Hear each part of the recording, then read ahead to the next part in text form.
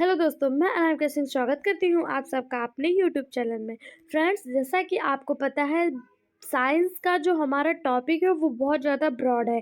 इसे आप एक वीडियो, 2 वीडियो या मैराथन क्लासेस कवर नहीं कर सकते। तो आपको इस टाइम पेपर टाइम में जो ध्यान देने योग्य बातें हैं वो है इम्पॉर्टेंट टॉपिक, यानी कि कौन सा ऐसा टॉपिक है जिससे पर डे क्वेश्चन आ रहा है। तो वही इम्पॉर्टेंट टॉपिक सीटेट के लिए मैं आप लोगों के लिए लेकर आई हूँ। जैसा कि कल मैंने आपको विटामिन के बारे में बताया, विटामिन के जितने भी स्रोत हैं, विटामिन के जितने भी वैज्ञानिक नाम हैं, उनको कहाँ से प्राप्त किया जा सकता है, उनकी कमी से कौन से रोग हैं, यह सब कुछ मैं इसके पहले की वीडियो में आपको बता चुकी हूँ। आप हमारे प्लेलिस्ट में जाइए और साइंस इम्पॉर्टेंट टॉपिक पर क्लिक करिए, वहाँ पर आपको सारे वीडियोज़ उपलब्ध हो जाएंगे। उसके लिए आप हमारे चैनल को सब्सक्राइब करिए, बेल आइकन पर क्लिक करिए। उसी क्रम में आज मैं आप लोगों के लिए जो टॉपिक लेके आई हूँ उसका नाम है आर्टरी और वेन। इससे भी बहुत ज़्यादा क्वेश्चन हमारे पेपर में देखने को मिल रहे हैं। आर्टरी और वेन, आर्टरी और वेन जो ये हमारे बॉडी के ब्लड सर्कुलेटरी सिस्टम में आते हैं। इनको हम ब्लड सर्कुलेटरी सिस्टम के अंतर्गत पढ़ते हैं। तो ब्लड सर्कुलेटरी सिस्टम जो है इसकी खोज विलियम हार्वे ने की थी। ब्लड सर्कुलेटरी सिस्टम की खोज किसने की थी? तो विलियम हार्वे ने की थी।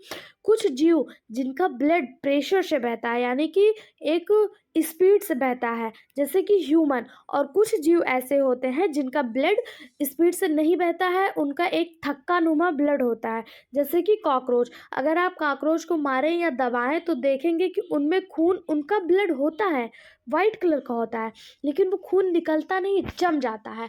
क्यों? क्योंकि उनका जो ब्लड होता है वो प्रेशर से नहीं बहता है। ह्यूमन का जो ब्लड होता है वो प्रेशर से बहता है। इसी तरह में आप देखेंगे कि जो हमारा ब्लड सर्कुलेटरी सिस्टम होता है वो 3 टाइप का होता है।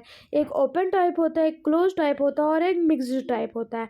ओपन टाइप में आप देखेंगे जो ब्लड होता है वो डायरेक्ट फ्लो करता है, यानी कि कोई भी सर्कुलेटरी सिस्टम नहीं देखने को मिलता है। इसमें जो ब्लड होता है वो पूरी बॉडी में डायरेक्ट बहता रहता है बिना किसी सिस्टम के। और जो क्लोज टाइप का होता है, इसमें ब्लड सिरा और धमनी के माध्यम से शरीर के संपूर्ण हिस्सों में जाता है। सिरा यानी कि जिसे आप वेन कहते हैं और धमनी यानी कि जिसे आप आर्टरी कहते हैं। इसके माध्यम से संपूर्ण बॉडी में फैलता है हमारा ब्लड। इसे हम क्लोज टाइप ब्लड सिस्टम कहते हैं, जैसे कि ह्यूमन में देखने को मिलता है। और एक होता है mixed type blood circulatory system. Mixed में कुछ हिस्सों में तो ब्लड ओपन रूप से बहेगा, यानी कि बिना किसी सिस्टम के, बिना किसी वेन, बिना किसी वेसल्स के बहेगा, और कुछ हिस्सों में आपको ब्लड वेसल्स के माध्यम से फ्लो करता हुआ दिखेगा, जैसा कि मछली जो होता है, इसके पंख और पूंछ में नसें पाई जाती हैं, उसके माध्यम से ब्लड फ्लो करता है। और इसके पूरे शरीर में वेसल्स नहीं होते हैं और यह ओपन रूप से ब्लड फ्लो करता है। तो ये मिक्स्ड टाइप का जो प्रकार है उसमें मछली को आप ले सकते हैं। ब्लड को ले जाने के लिए वेसल्स यानी कि नली की आवश्यकता होती है, जिसे आप वेन्स और आर्टरी कहते हैं। इन्हीं को वेसल्स के नाम से जाना जाता है। नली क्या होता है? नली आप एक खाली पाइप को एज्यूम कर सकते हैं। एक खाली पाइप जैसे होती है उसे नली कहा जाता है। नली के बीच का जो स्थान होता है उसे ल्यूमेन कहा जाता है। खाली पाइप में जो गोल घेरा होता है, जो बीच में जगह होता है जिसके द्वारा पानी फ्लो करता है या ब्लड फ्लो करता है, उस बीच के जगह को ल्यूमेन के नाम से जाना जाता है। और देखिए, ब्लड वेसल्स जो होते हैं वो 2 टाइप के होते हैं। हमने आपको बताया ब्लड वेसल्स कितने टाइप के होते हैं? 2 टाइप। एक होता है हमारा आर्टरी, दूसरा होता है वेन। आर्टरी को हम हिंदी में धमनी कहते हैं तथा वेन को हम हिंदी में सिरा कहते हैं। अब इससे इम्पॉर्टेंट क्वेश्चन हमारे सीटेट में बहुत ज़्यादा पूछे जा रहे हैं कि आर्टरी का क्या काम है और वेन का क्या काम है। तो आप देखिए, जो हमारी आर्टरी है ये प्योर ब्लड को ले जाती है, यानी कि जब हमारा ब्लड, हमारा जो हार्ट है वो ब्लड को पंप कर देता है, तो वहाँ से जो ब्लड है वो पूरे शरीर में ले जाने का कार्य आर्टरी द्वारा होता है, यानी कि धमनी द्वारा होता है। यानी कि जो धमनी होती है वो ऑक्सीजनेटेड ब्लड पूरे शरीर में पहुँचाती है, लेकिन जो हमारा सिरा होता है वो अनऑक्सीजनेटेड यानी कि इम्प्योर ब्लड, जिसमें कार्बन डाइऑक्साइड प्रचुर मात्रा में मिला होता है, उसको पूरे शरीर उसको हार्ट तक लाने का कार्य करती है। फिर हार्ट उसको प्योरीफाई करता है और वह पुनः धमनी के माध्यम से पूरे शरीर में पहुंच जाता है। तो इम्प्योर ब्लड कौन लाता है? तो वेन्स लाता है, यानी कि हमारी सिराएं लाती हैं। और प्योर ब्लड कौन ले जाता है? तो हमारी धमनी ले जाती है, यानी कि आर्टरी ले जाती है। इसको आप ऐसे याद कर सकते हैं, जो हमारी वेन्स होती हैं, जो हमारी नसें होती हैं, आप अपने हाथ को या आप अपने पैर में देखेंगे तो आपको ब्लू कलर की नसें दिखाई देती हैं, तो वो इम्प्योर ब्लड होता है, उसका रंग नीला होता है। और जो हमारा प्योर ब्लड होता है उसका रंग लाल होता है। इसलिए आप नसों को देखते हैं तो उसमें ब्लड दिखाई देता है। नसें जो होती हैं वो ऊपर पाई जाती हैं, शरीर के ऊपरी भाग में, ऊपरी त्वचा में पाई जाती हैं। वहीं पर अगर आप धमनी की बात करें तो वह गहराई में पाई जाती हैं। नसें जो होती हैं वो पतली होती हैं और जो हमारी धमनी होती है वो मोटी होती है। नसें कोई जब अपने हाथ काटता है सुसाइड करने के चक्कर में, अगर उसकी नसें कटती हैं तो ब्लड उसमें इम्प्योर ब्लड रहता है और वो धीरे धीरे ब्लड फ्लो करता है। अगर उसकी वेन्स कट जाती है तो ब्लड बहुत तेज़ी से फ्लो होता है। ये गर्दन के पास जो हमारी होती है, अगर कोई इसको काट दे तो वहाँ पे धमनी पाई जाती है, यानी कि आर्टरीज पाई जाती हैं, तो वहाँ पे ब्लड बहुत तेज़ी से फ्लो करता है। इसलिए कभी भी उसको नहीं काटना चाहिए।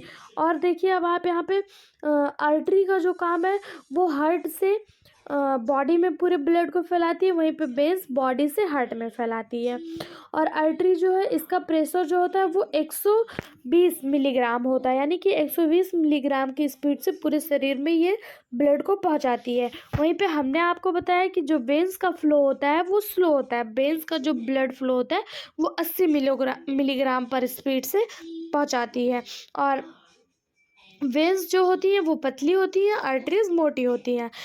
आपको एक चीज़ और ध्यान रखना है कि जो हमारी वेन्स होती हैं उसमें वाल्व प्रेजेंट होता है, यानी कि वो इम्प्योर ब्लड ले जाता है ना, तो उसमें एक कपाट, जिसे आप एक दरवाज़ा या एक विंडो कह सकते हैं, वो वाल्व प्रेजेंट होता है, जिससे वो इम्प्योर ब्लड को अगर एक जगह से आगे पुश कर देती है तो वो वाल्व बंद हो जाता है। क्योंकि इसका ब्लड फ्लो स्लो होता है तो कहीं ये वापस न लौट आए शरीर में, इसीलिए वो दरवाज़ा बंद कर दिया जाता है, तो उसमें वाल्व प्रेजेंट होती है।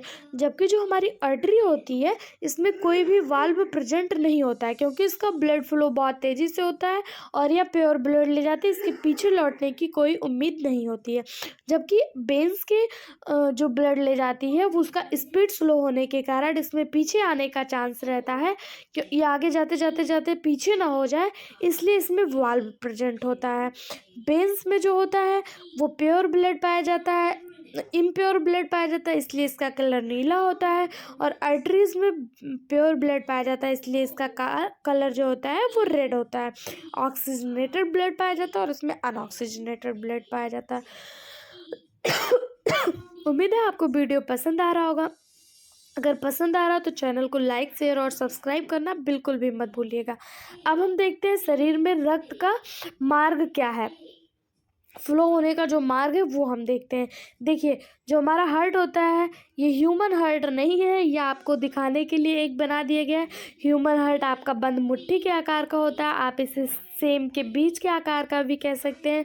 ये आपको याद करने के लिए बना दिया गया है ह्यूमन हार्ट।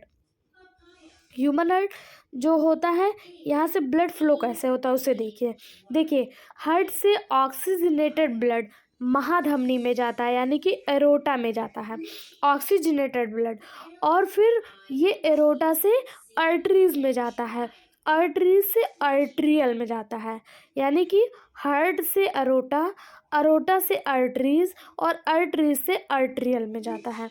यहाँ तक आपको समझ में आ गया। यहाँ पर ऑक्सीजनेटेड ब्लड की बात हो रही है।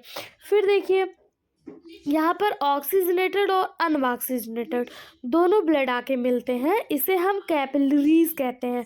शरीर का वो कौन सा हिस्सा है जहाँ पर शुद्ध और अशुद्ध दोनों रक्त पाए जाते हैं, तो इसे हम कैपिलरीज के नाम से जानते हैं। कैपिलरीज जो होती हैं ये हमारी पतली नसें होती हैं, जो हमारी आँख, अगर आप आँख को अपने हाथ से ऐसे नीचे करेंगे तो आपको वहाँ पे कैपिलरीज दिखाई देंगी, पतली, बहुत पतली नसें होती हैं। यहाँ पर शुद्ध और अशुद्ध दोनों रक्त पाए जाते हैं, यानी कि कार्बन डाइऑक्साइड और CO2 दोनों, कार्बन डाइऑक्साइड और ऑक्सीजन दोनों ब्लड आपको यहाँ पर मिलेंगे, प्योर और इम्प्योर। फिर यहाँ से आगे जो होता है वो इम्प्योर ब्लड फ्लो करता है। इम्प्योर ब्लड कहाँ पर जाता है?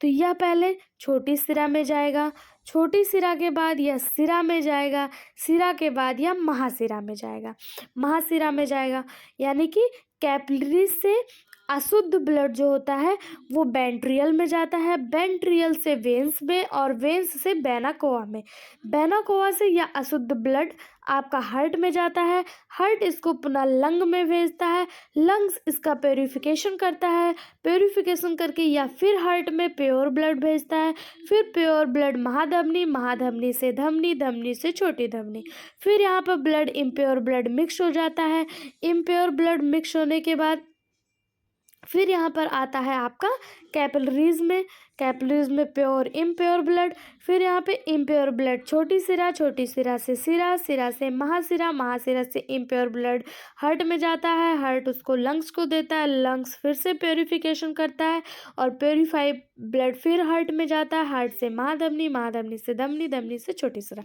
यह प्रोसेस कंटिन्यू चलता रहता है। उम्मीद है आपको समझ में आ गया होगा। अगर वीडियो आपको पसंद आया हो तो चैनल को ज़्यादा से ज़्यादा लाइक, शेयर और सब्सक्राइब करें। Thank you so much. इस तरह के और वीडियो पाने के लिए बेल आइकन पर क्लिक कर लें, जिससे आपको इस तरह के और इम्पोर्टेंट टॉपिक मिलते रहें। धन्यवाद।